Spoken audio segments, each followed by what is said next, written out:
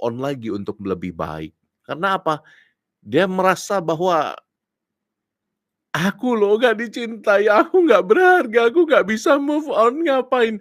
Dia memilih untuk menikmati lukanya. Ada jenis-jenis juga orang yang rada-rada amsyong yang kemudian memilih untuk menikmati lukanya, karena nggak mau memakai kacamata Tuhan. Ada loh orang-orang yang memang nggak mau, dia menikmati aja air matanya.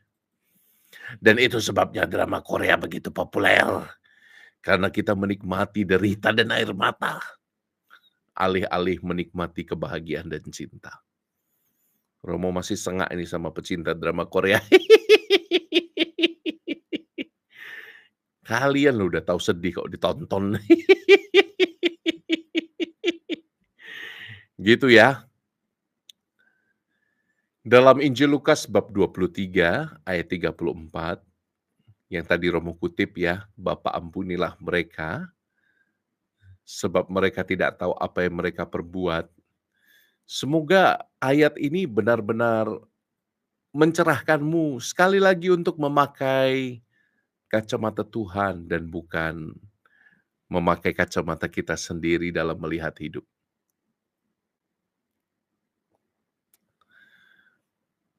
Dan apa ya, dalam pengampunan pengampunan kan kita nggak bicara tentang keadilan ya.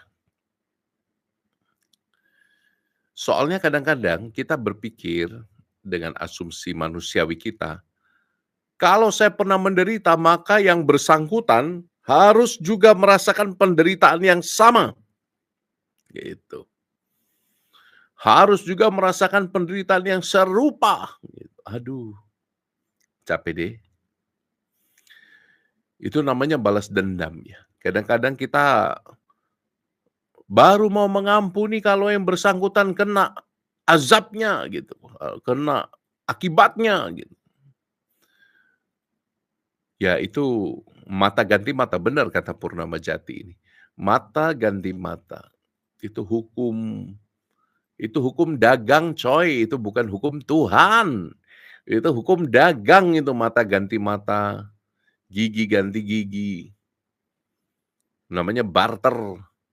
Tapi hukum cinta kasih menyatakan bahwa pertama-tama pengampunan itu bukan soal bahwa yang bersangkutan harus menerima azab, tapi bahwa yang lain juga diciptakan dalam gambar dan rupa Allah. Dan saya menghargai gambar dan rupa Allah yang ada di dalam diri orang-orang yang melukai hati saya.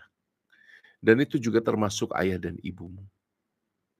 Maka menurut Romo, untuk bisa melihat kacamata Allah, engkau harus tahu dulu bahwa tidak ada orang yang dilahirkan untuk menjadi penjahat.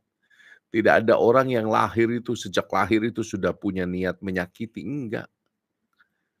Mereka lahir sebagai gambar dan rupa Allah.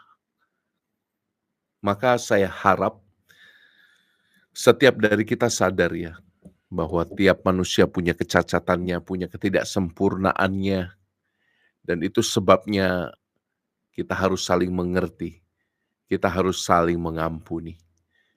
Karena Allah hadir dalam ketidaksempurnaan itu. Allah tetap hadir dalam kecacatan manusia itu. Allah tetap hadir dalam diri orang-orang yang melukai saya. Dan saya ingin berfokus untuk melihat Allah saja. Semoga ya. Dan alasan lain untuk mengampuni adalah biasanya begini teman-teman. Alasan ketiga untuk mengampuni. Kalau dua yang pertama itu mungkin terdengar sangat spiritual ya. Tadi kan Romo bilang alasan pertamanya adalah bahwa jangan-jangan orang mengasihimu dengan keterbatasan mereka. Jangan-jangan mereka nggak tahu mereka menyakitimu. Yang kedua, tadi Romo katakan alasan untuk mengampuni itu karena ada imago Dei, ada citra Allah dalam diri orang lain yang juga menyakitimu. Alasan ketiga, alasan yang praktis yang ketiga ini, semakin kamu membenci seseorang, semakin you akan menjadi sangat mirip dengan orang yang kau benci. Cek cek cek cek cek cek, cek ombak. Siapa yang merasakan ini? Semakin saya benci dengan mama, semakin saya mirip dengan mama saya. Semakin saya benci dengan papa, semakin mirip saya dengan papa saya. Cek ombak, bener nggak? Bener nggak? Aduh. Jadi kecenderungan kita untuk membawa luka masa kecil kita ke kehidupan dewasa, tanpa sadar kita juga akan mengulangi pola yang sama. Kalau Anda terluka dengan orang tua yang keras, nanti ketika Anda menjadi orang tua, Anda tidak kalah keras loh. Kalau Anda terluka karena orang tua Anda tidak peka akan kebutuhan emosional Anda, pun sama juga nanti kau akan jadi bebal seperti papa dan mamamu yang tidak peka akan kebutuhan anak-anaknya itu. Sama. Aduh, congratulations. Jadi menurut Romo, kita harus belajar mengampuni dan mulai aware dengan luka-luka di hati kita. Supaya apa? Supaya you tidak mengulangi pola yang sama. Supaya engkau tidak mengulangi kecacatan yang serupa. Pusing deh. Lalu harus mulai dari mana, Romo? Mulailah dari sakramen rekonsiliasi. Teman-teman engkau yang sulit mengampuni papa dan mama, engkau yang sulit mengampuni siapapunlah yang menyakiti hatimu, mulailah dari sakramen rekonsiliasi. Sakramen tobat memberi kita kesempatan untuk menerima lebih dulu pengampunan Allah. Dan ketika kita mengalami bahwa Allah menerima kita yang tidak sempurna ini, somehow Tuhan akan memberi kita kelenturan untuk berhadapan dengan ketidaksempurnaan orang lain. Maka ini loh, sakramen rekonsiliasi itu, fungsinya bukan cuma untuk mencuci dosamu. No! Sakramen rekonsiliasi fungsi utamanya justru adalah setelahnya. Mempersiapkan hatimu menjadi tanah yang subur, di mana benih-benih kebencian itu dimatikan, lalu bertumbuh dan berubah menjadi buah yang amat ranum dan manis. Maka benih-benih luka, benih-benih kebencian, benih-benih kekecewaan itu ditanamkan saja di dalam hati yang sudah menerima sakramen tobat. Tuhan akan ubah benih kebencian, benih kekecewaan, benih luka batin menjadi pohon yang ranum buahnya, yang daunnya menyembuhkan banyak orang. Benar loh, Romo berkali-kali mengalami orang yang sulit mengampuni justru di dalam kamar sakramen tobat, di dalam sakramen pengampunan dosa, yang bersangkutan benar-benar berjumpa dengan dirinya yang masih kecil, dengan inner child-nya. Dia menangis bersama si kecil dalam hatinya yang selama ini tidak bisa menangis. Dia dibebaskan dalam sakramen pengampunan dosa itu. Dia merasakan bahwa Allah begitu dekat dalam hidupnya. Dan itu sebabnya dia juga bisa mengampuni yang lain. Isn't it beautiful? Aduh. Jadi untuk Anda yang menyimpan luka dan dendam, gereja memiliki satu obat yang luar biasa ini, sakramen rekonsiliasi.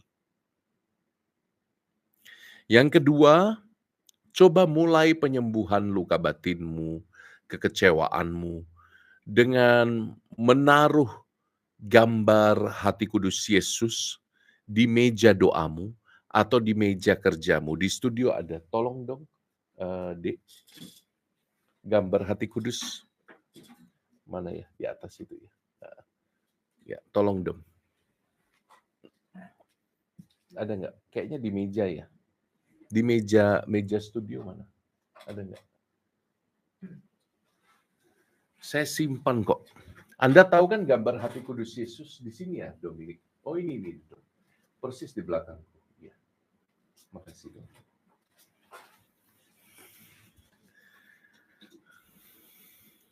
Kelihatan nggak?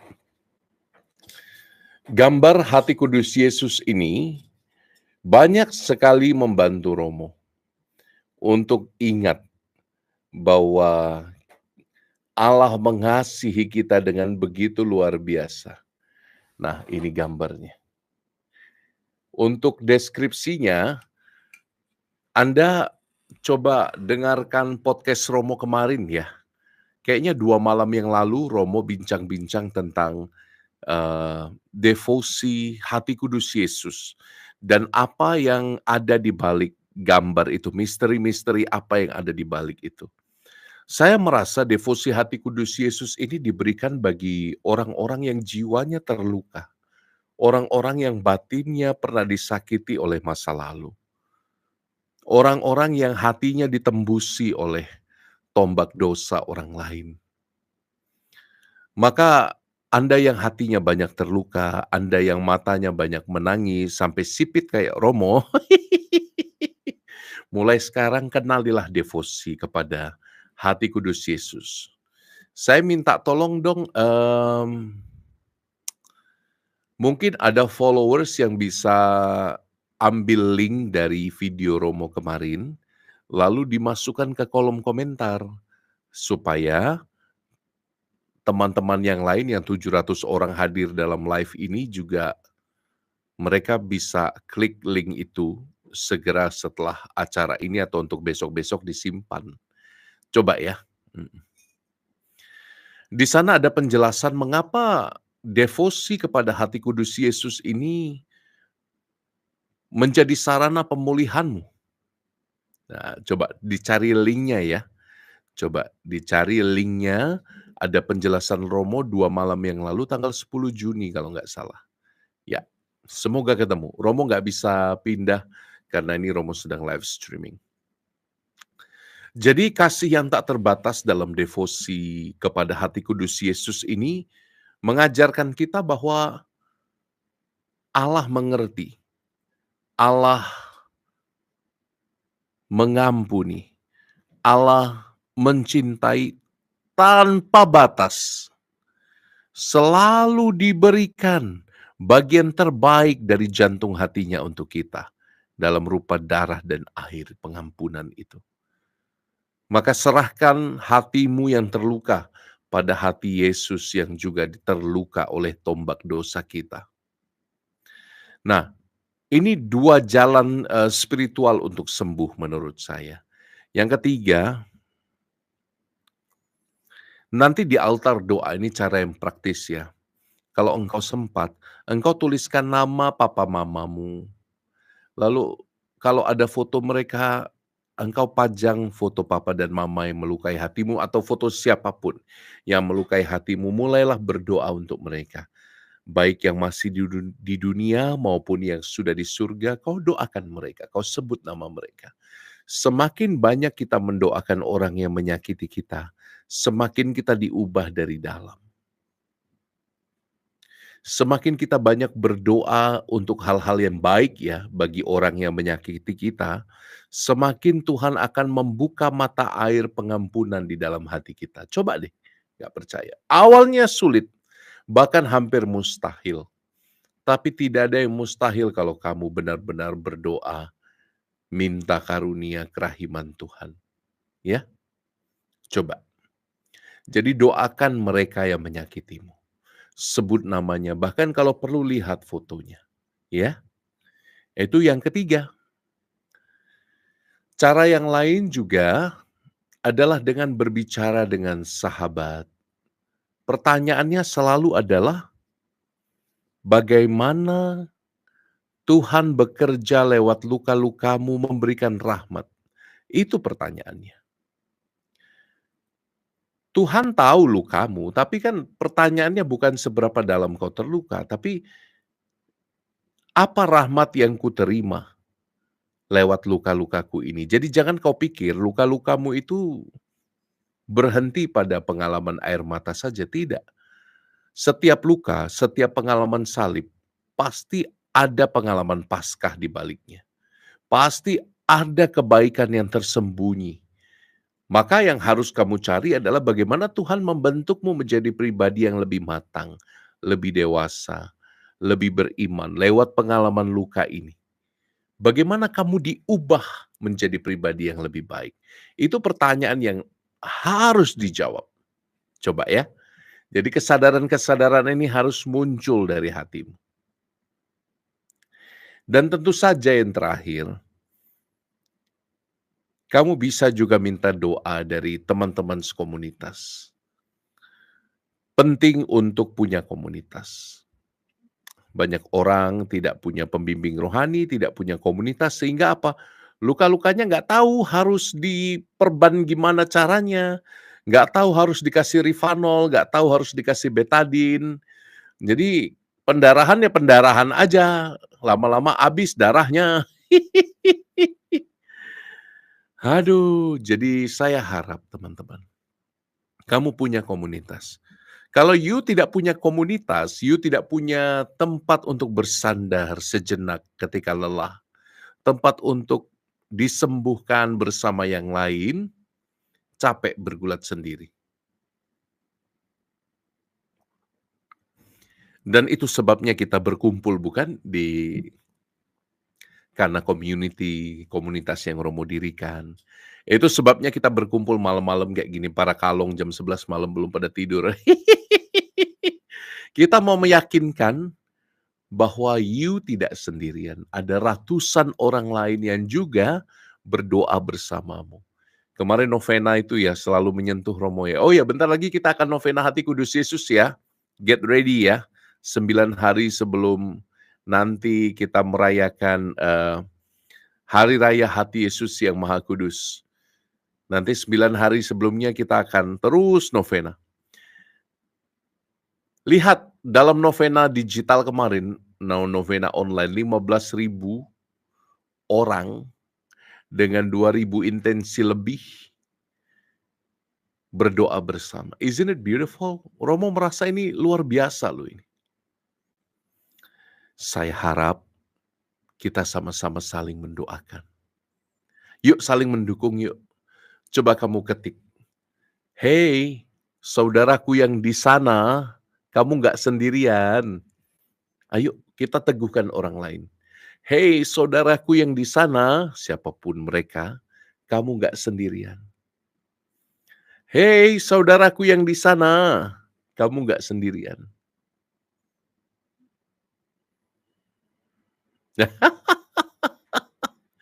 Ada Anna duluan, ada Intan, Lily, ada Brian, Colin, ada Huiling, ada Antonius, Kosasi, ada Vera, ada MS, ada Agus, ada James yang mengatakan, lihat, you are not alone. Kamu nggak sendirian. Ini sebabnya saya lebih suka Liverpool daripada Manchester United dengan segala sayangku pada MU. Liverpool menang dalam hal ini karena motonya you are not alone kan. Dan semoga akhirnya Anda ingat kisah Yosef ya. Penutup renungan Romo. Anda tahu kisah Yosef sang pemimpi? Yusuf itu. Bahasa Indonesianya Yusuf. Yusuf sang pemimpi itu Anda tahu ya. Dia itu disayang oleh bapaknya dan saudara-saudaranya yang lain menjadi iri. Kemudian dia dimasukkan ke dalam sumur dengan intensi mau dibunuh. Tapi salah satu saudaranya menyelamatkan dia. Lalu dia nggak jadi dibunuh, Yusuf dijual, dan akhirnya sampai ke tangan seorang tuan dari Mesir. Dia menjadi budak dari Potifar. Kemudian istri Potifar itu menggoda Yusuf ini untuk tidur bersamanya. Wah, ternyata problem problem ini sudah lama berlangsung sejak zaman perjanjian lama ya. Sugar daddy, sugar mommy. Lalu si Yusuf nggak mau, lalu dia dipenjara. Dalam penjara itu dia berjumpa dengan seorang tafsir mimpi ya. Oh, dia berjumpa dengan seorang yang, menata makanan untuk siapa namanya, raja Mesir, dan akhirnya dia bisa menerjemahkan mimpinya. Lalu singkat kata Yusuf diangkat menjadi tangan kanan dari, Fero, dan dia memiliki kuasa atas cadangan makanan yang begitu banyak. Yang menarik dari kisah itu, 11 saudaranya yang lain diutus untuk pergi ke Mesir, yang udah siap dengan bencana kelaparan. 11 saudaranya itu meminta jatah gandum untuk bertahan hidup. Kepada siapa mereka meminta? Tidak lain tidak bukan kepada Yusuf yang dulu mereka mau bunuh dan sudah mereka buang. Panas nggak hati Yusuf? Wih, kalau saya jadi Yusuf, habislah itu 11 orang saudaraku itu. Kalian dulu yang menjual aku, kalian dulu yang membuat aku diperbudak, kalian ini memang kurang ajar, bla bla bla bla bla. Semoga mungkin semua kata-kata koleksi kebun binatang keluar dari mulut saya. Kalau saya yang jadi Yusuf. Yusuf dengan drama-drama khas Timur Tengah itu ya. Tarik ulur, tarik ulur. Nanti you baca sendiri ya kisah Yusuf ya. Romo hanya ingin mengingatkan jawabannya itu loh. Nih, jawaban Yusuf keren banget. Jawaban Yusuf pada saudaranya. Nih. Ya. Nih. Dia mengakui loh, apa yang dilakukan Yusuf. Yusuf mengakui loh, akulah Yusuf, saudaramu yang kamu jual ke Mesir. Jawaban ini tidak memiliki dendam. Jawaban ini tidak memiliki keinginan untuk membalas apa yang dilakukan oleh uh, saudara-saudaranya. Allah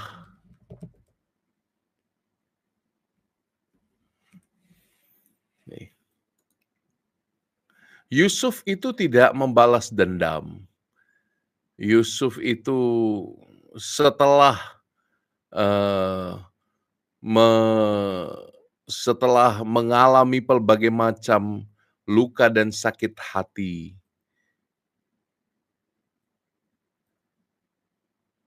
Yusuf memilih untuk mengampuni. Yusuf memilih untuk mengampuni saudara-saudaranya, dan Yusuf berkata kan, kamu saudara-saudaraku telah merancang-rancang hal yang jahat kepadaku, tapi Allah merancang hal-hal baik untukku. Yusuf sadar bahwa kalau dia nggak melalui ini semua, mungkin dia tidak bisa menolong keluarganya. Mungkin dia nggak bisa kasih makan saudara-saudaranya. Mungkin punah seluruh keturunan ayahnya. Tapi Yusuf sadar bahwa Allah yang merancang-rancang kebaikan, bahkan di dalam keburukan hidup, Allah akan menolong, membawa berkat yang lebih besar daripada pengalaman buruk itu. Semoga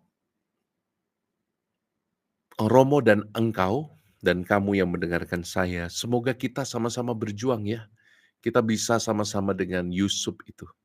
Kita mengatakan, Papa Mama, mungkin Papa Mama merancang hal buruk dalam hidupku.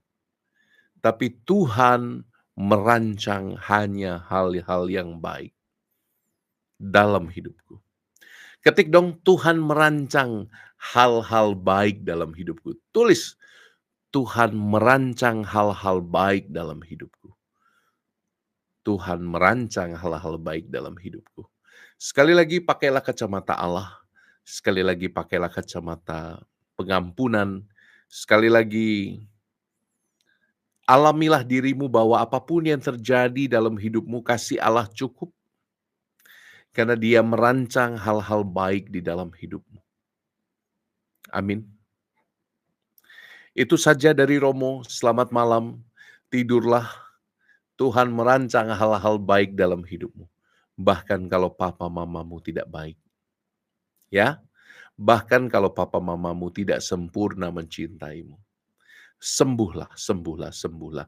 Semua luka-luka batin, sembuhlah, sembuhlah, sembuhlah.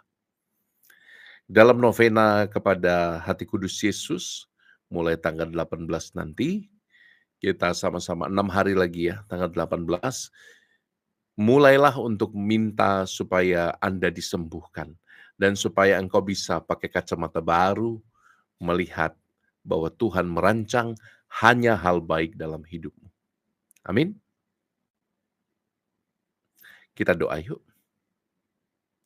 Dalam nama Bapa dan Putra dan Roh Kudus. Amin.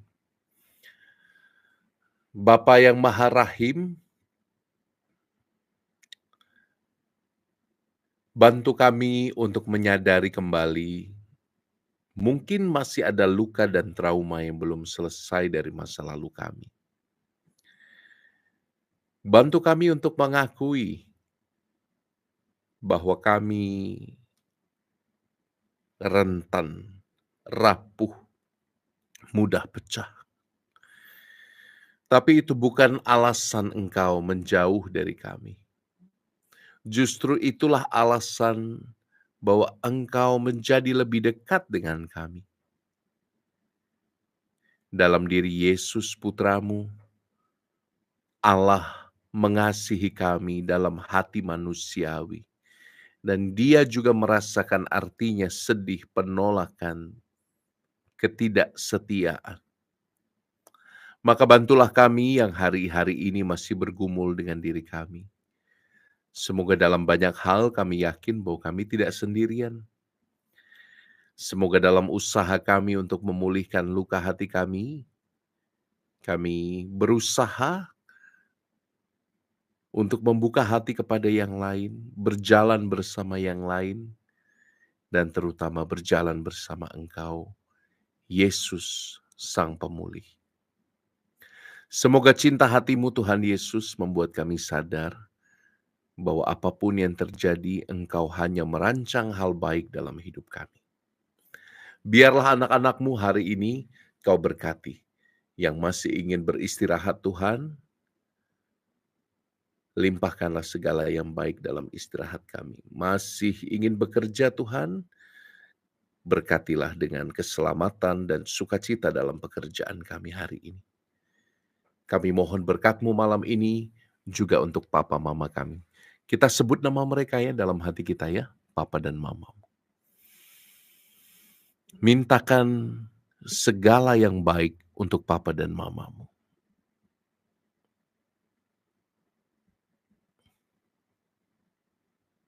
Untuk kakak dan adikmu. Untuk pasanganmu. Untuk anak-anakmu, kita doakan mereka.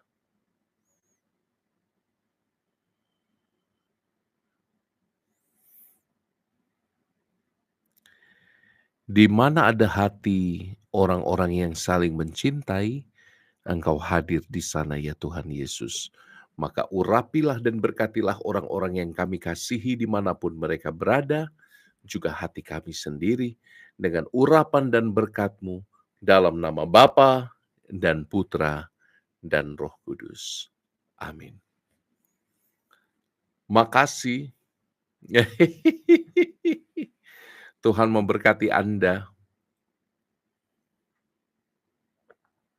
Kita bagikan link video ini nanti kepada banyak orang. Supaya kita membantu mereka juga untuk melihat bagaimana kita bisa pulih. Bagaimana iman Kristiani berhadapan dengan misteri luka. Ya, good night, Tuhan sayang padamu.